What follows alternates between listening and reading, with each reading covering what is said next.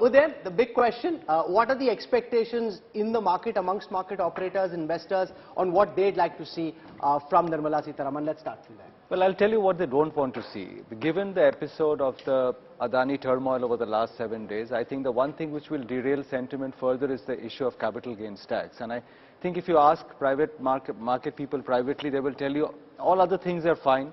Just don't raise capital gains tax on equities, because that will come as a big blow to sentiment at this point in time. You can argue for and against it, but if it comes, I think you will see a big negative reaction from the market. And given the fact, and I'll put that data set out on the screen again, from the beginning of last year till now, the market's largely range bound in the context of a lot of global uncertainty. At the moment, what's your outlook from here on? You know, Rahul, there are two things which, from a market perspective, will be quite important. One is, for the last couple of years, the finance minister has been pushing capex in a big way, and the economy is holding up to a large extent because of the state capex, because private capex is not happening yet.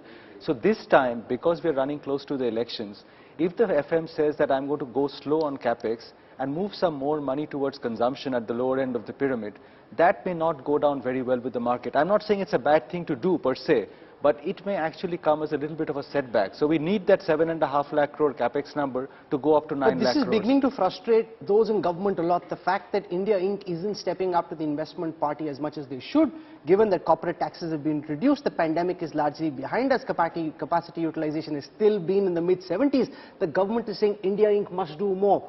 Why isn't it doing more, and do you see that change, or do you see it being the same? That's the question, Rahul, which I think we should all ask honestly. But the India Inc. is a clever set of people who are looking at the investment opportunities all the time.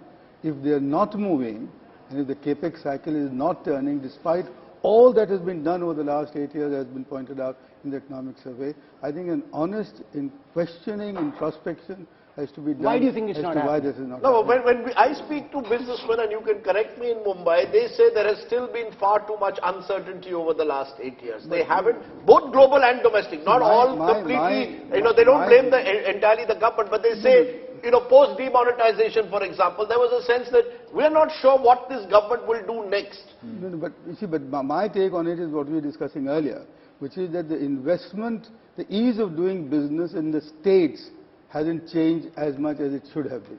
And that's where the rubber meets the road, that's where the investment decisions, fructify, all the licensing. And this is what the Prime Minister has said himself, 67,000 regulatory and compliances burden on the investment, especially on the medium and small industries and those who can't afford government relation departments. That has to change. The answer would be mostly in the data already with the state governments. Every state has one: magnetic Maharashtra, kinetic Karnataka, Uttar Pradesh, whatever.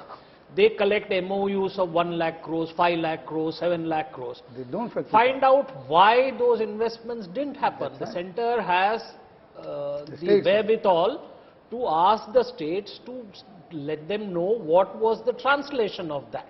Because when the foreign investors come, they take the center's help. Or the state governments every year at their budget should say, yes, last year we said 1 lakh crore, we got 1,000 crore. Whatever, be honest, come out with the data.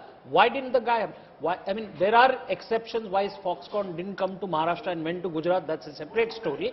But there are many of these investment proposals, you will know why that. How many of those MOUs are goodwill gestures and how many are real intent? Uday, what's your sense? What is it that this government needs to do to make India Inc. feel more confident about the India story? I'm not so sure that it's a thing that the government can do to make corporates invest. That's only part of the story. A company CEO invests, brass tacks is when he sees an opportunity. Right now we're heading into a slowdown. Given all the global uncertainty and many other factors, maybe companies are saying, at 75% capacity utilization, it does not make sense for me to invest. Regardless of what the central government may announce in the budget, I still do not want to go out and lay out a few $1 billion on the line. So I think the corporate perspective is also very important. Sitting in Delhi, we may think that when the government flicks a switch, Bombay will respond automatically. But life is not like that. Every company has a priority of its own, and maybe the priorities are not aligned for significant capex.